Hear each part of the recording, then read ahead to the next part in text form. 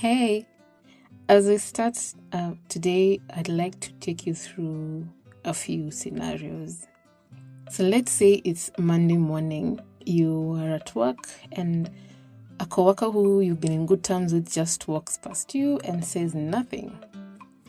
No greeting, no highs, nothing. Do you ask yourself what's wrong? Did I do something? Are they angry at me? Are they in a bad mood? Is everything okay? What do you ask? And then later during the day when you log on to social media, you see that a group of friends from work had a fun weekend out and didn't invite you. They look like they're having fun and everybody looks happy from the bunch of photos. In fact, one of the captions reads, "Let's do this again. No one invited you." Later on the way home, some random guy on the street catcalls you and then starts to call you names when you ignore them. In fact, they're very loud and other people in the street start to give you weird looks. Some are laughing at you, but nobody does anything. And then when you get home, you get a notification for an email that says you've been passed for the promotion you'd applied for. In fact, they'll be bringing somebody from outside the company to fill in the position you wanted. Seems like a bad day, right? But what are you telling yourself right now? How do you feel about yourself? What adjectives are you using on yourself? How do you feel about your future and the world in general? Hello there, and welcome to the Cocoa Butter Junkie podcast. I'm Michelle, and this is my podcast. This is a podcast on the everyday reflections and experiences of a Kenyan woman. It is my examination of life living through mental health issues, grief, growing up, a.k.a. kicking and screaming into adulthood, the experiences of being a woman in Kenya, making friends as an adult, struggles with faith, and a bunch of other topics. Thank you for listening.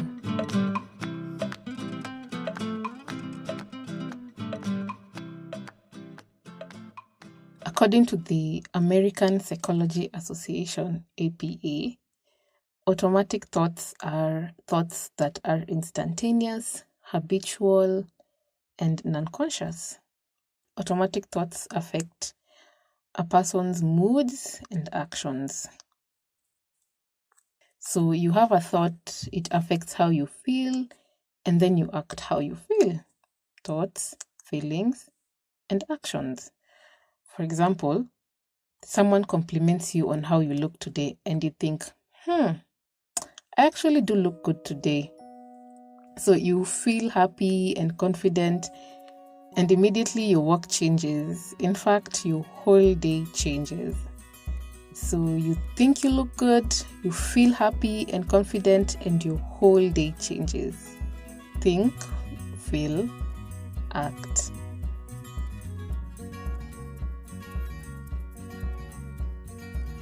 Today we'll focus on automatic negative thoughts or ANTs, how to identify them and how to revise them. Let's go back to the bad day at work.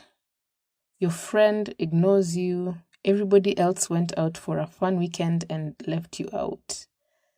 You missed the promotion you wanted and you're assaulted on the street as you go home. Examples of thoughts or what I'm thinking could be going through your mind could be like, I'm no good. Why can't I ever succeed? I'm a loser. My life is a mess. I'm a failure. I'll never make it. My friends hate me. There's something wrong with me.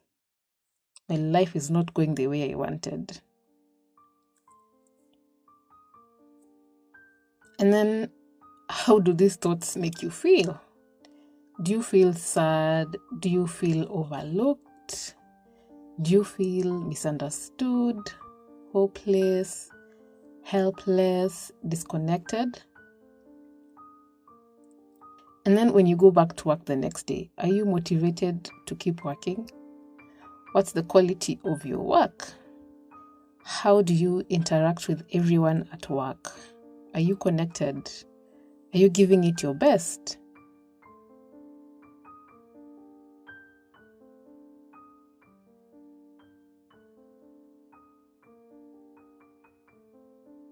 So the reason they're called automatic is because you have basically little control, at least initially, on them, because they are based on what you think about yourself and the world. They're a reflex based on your past experiences, your abilities, your view of the world and of yourself. If we have the same experiences over and over again, these thoughts, they become ingrained in our minds over time until we're not even aware of them. So if you're thinking, I'm a loser, it's because something in your past maybe has led you to this conclusion. Maybe somebody early on in your life, like a parent or authority figure, maybe like a teacher, made you feel like a loser for not achieving something or said it to you directly. As a child, you may have linked achievement to winning or quote unquote not being a loser. So every time you don't achieve something, or maybe you're not perfect, this thought is triggered. So in this particular case, you missed the promotion, so you're a loser. And guys, this could be anything and not just about a job. It could be you didn't make a business deal, your business failed, you got bad grades in school, you missed the tender you applied for, you didn't get some particular award, somebody rejected you. It basically could apply to a bunch of other issues, but just try and think of it in terms of your own experiences. But let's examine the situation. You were passed for a promotion. Granted, this will make anyone feel bad, but does that mean you're a loser? Since a lot of our thinking happens automatically and we're not even aware, it may appear that a situation or a person directly caused our emotional response, but in reality, our automatic thoughts played a big role in that outcome.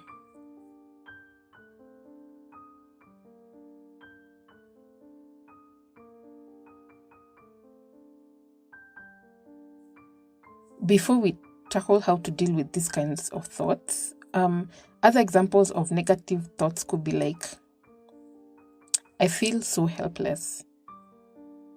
Something has to change. There must be something wrong with me. My future is bleak. It's just not worth it. I can't finish anything. I can't get things together. I hate myself. I am worthless. Sometimes I wish I could just disappear. What's wrong with me? The world is an awful place. I can't cope with this. I'm going to end up alone. I'm stupid. I'm a bad mother. I'm not pretty enough. I'm a failure. I'm rubbish at my job. I'm not thin enough, smart enough, good enough.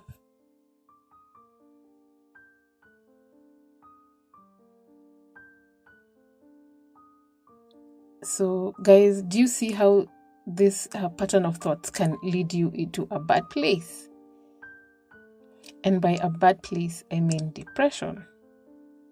As somebody who's been diagnosed with depression, I can definitely identify some of these thoughts.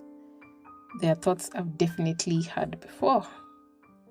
People who are depressed have a negative view of themselves and their lives. So these negative views will lead to further symptoms of depression, which lead to even more negative views of themselves, which will then lead to more depression.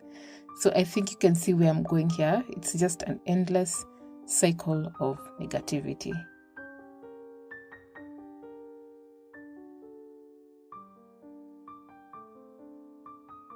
Next, let's talk about types of automatic negative thoughts or irrational beliefs, as they're also known. And guys, please do further research on this. There are many resources available on the internet, so please go and do your own research.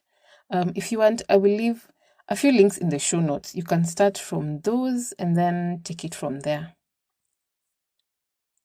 The first one is called overgeneralization. This is taking a few isolated events and drawing broad conclusions. You find yourself using the words like always, never, nothing, every time, or everyone to make generalizations. If something bad happens once, you expect it to happen again and again. For example, I'm always bad at XYZ. Nothing good ever happens. I will always be alone. You never take my side. Nobody in this house cares for me. I will never find joy in my job again. All or nothing thinking. This is grouping experiences only in one of two extremes. It's also known as dichotomous or black or white thinking. Things are either right or they are wrong. They're good or bad. For example, I failed this test. I'm stupid, so I'm giving up. Either we do it like this or not at all. It's my way or the highway. If the report is submitted for review comes back with comments, then it means I'm terrible at my job. If my husband doesn't message me every day, then he doesn't love me. If I don't get A's on all of my exams, that means I'm not smart. Mental filters. This is focusing on a small negative detail of an event while ignoring all other information. It's seeing the world through a filter that will only let you see the negative. It's like looking through dark sunglasses. They can only let you see the dark side of things without recognizing the positive. For example, I tripped and fell, so my whole day is ruined and nothing good is going to happen today. Catastrophizing. Catastrophizing means you're assuming the worst possible outcome, no matter how improbable it is. It's also called making a mountain out of a molehill. Like, for example, thinking that because you made a typo on a document, you will lose your job. Or thinking you're getting divorced because your husband didn't text you today.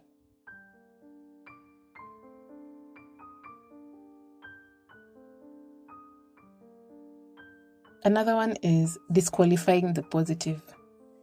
This means that you're discounting positive experiences and positive attributes of yourself. It's rejecting positive attributes, experiences, and compliments we get from others. We say to ourselves, that doesn't count, or maybe that was a fluke. For example, when somebody gives you a compliment, instead of receiving it and saying thank you, you think to yourself, they're just being nice. They probably say that to everybody. Or maybe when you're successful in a project, you think, that's just beginner's luck. Jumping to conclusions. This is drawing conclusions without concrete evidence. It can be in two forms. One, mind reading. Mind reading is assuming you know the reasoning behind someone else's actions. For example, in our case is your friend didn't say hi, so that means they are mad. Or two, fortune telling, also known as predicting the future and having negative expectations about what will happen. For example, I'm not going to ask that person out because they'll just reject me again. Or I won't apply for that job. I'm not going to get it anyway.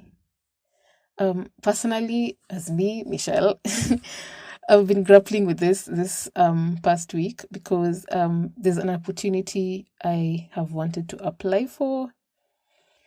But I haven't because I have applied for it before and got turned down. So yeah, something to think about there for me. Perfectionism. Perfectionism means holding ourselves to unrealistic standards. And you'll find yourself using statements like I should or I must. For example, I must get my job review back with no comments. My friend should always be there no matter what. I must have at least 100,000 followers on my social media. That's perfectionism.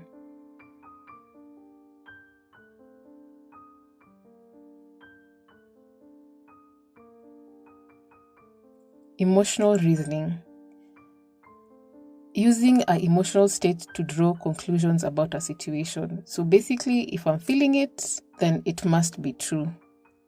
For example, I'm feeling anxious before this flight, that means it's going to crash. I'm feeling rejected right now, so I'll always be alone. I feel like a failure, then I must be one. But guys, do you notice that there's a difference between our feelings and our thoughts? Labeling. Labeling means assigning labels to ourselves and others based on a limited number of actions and behaviors. It can be towards ourselves, for example, I'm a failure, or towards others, like they're all idiots. I wasn't invited to the fun weekend, so that means I'm a loser and they all hate me. My child misbehaved, so I'm a bad parent. But remember, when you label yourself or others, you are creating a negative expectation that stops you noticing behavior that goes against that label. And then lastly is personalization. Personalization means claiming responsibility for events that are not in our control. When you feel personally responsible for an event, a situation, or someone else's reaction, when there's no evidence for it. For example, if you think, if we don't meet our sales quota as a department, it's because of me. I didn't get that job, that means there's something wrong with me. In my case, when my brother died, I had all these feelings.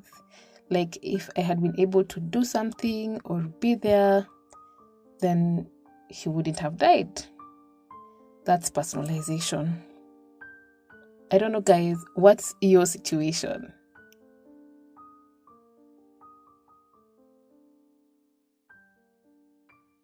So, how do we deal with automatic negative thoughts?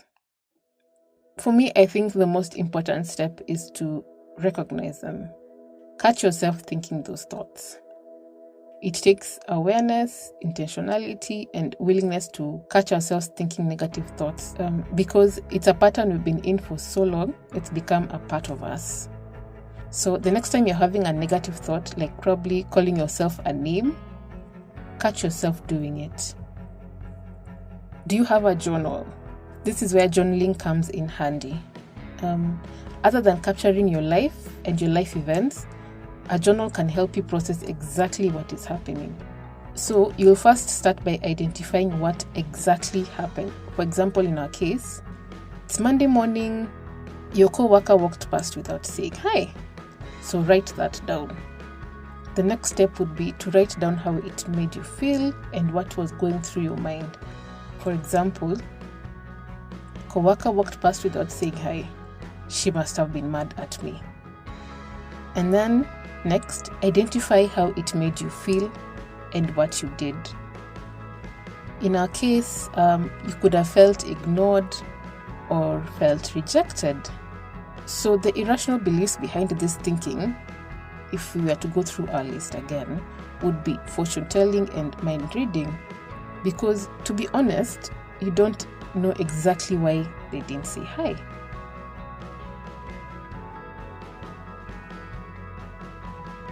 Another example would be your father was disappointed when you didn't get the grade he was expecting. So you concluded you must be stupid and would not amount to anything, which made you feel sad, inadequate, and unworthy. And so you didn't put in the effort because you're going to fail anyway. do you see the irrational beliefs here? The irrational beliefs here would be labeling, because you called yourself stupid, perfectionism, and fortune telling.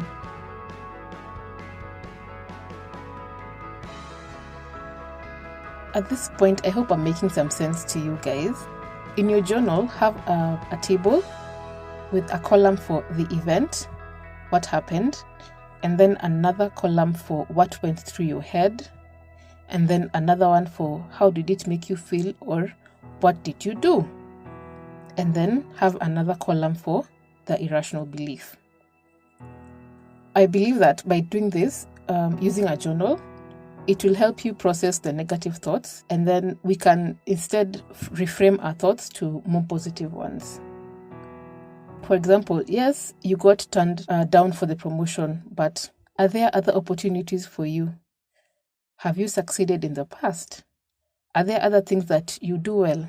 So basically look at everything holistically. And then I guess, so the last column on our table would be positive thought.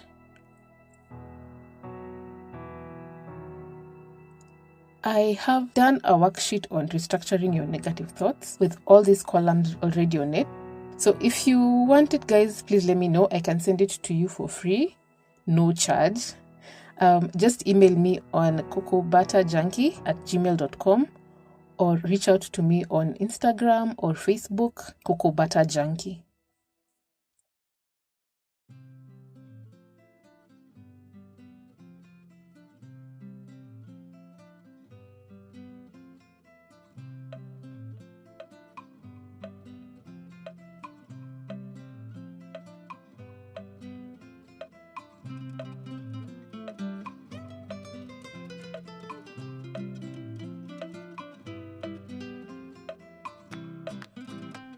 So that's it for this week, guys.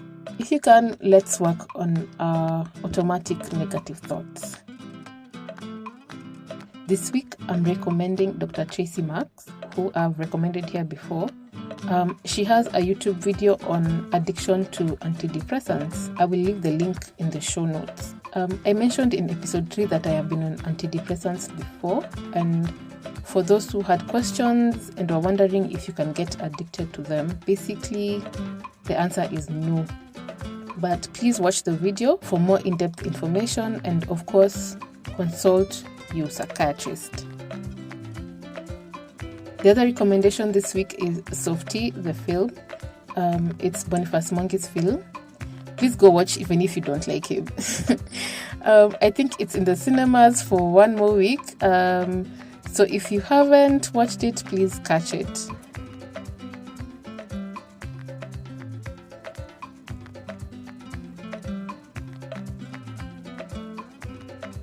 Thank you to everyone who is supporting the podcast. Please keep it coming. I really appreciate it. Guys, please share your favorite episode with your circles and support the podcast financially on patreon.com/cocobutterjunkie. Again, the link will be in the show notes.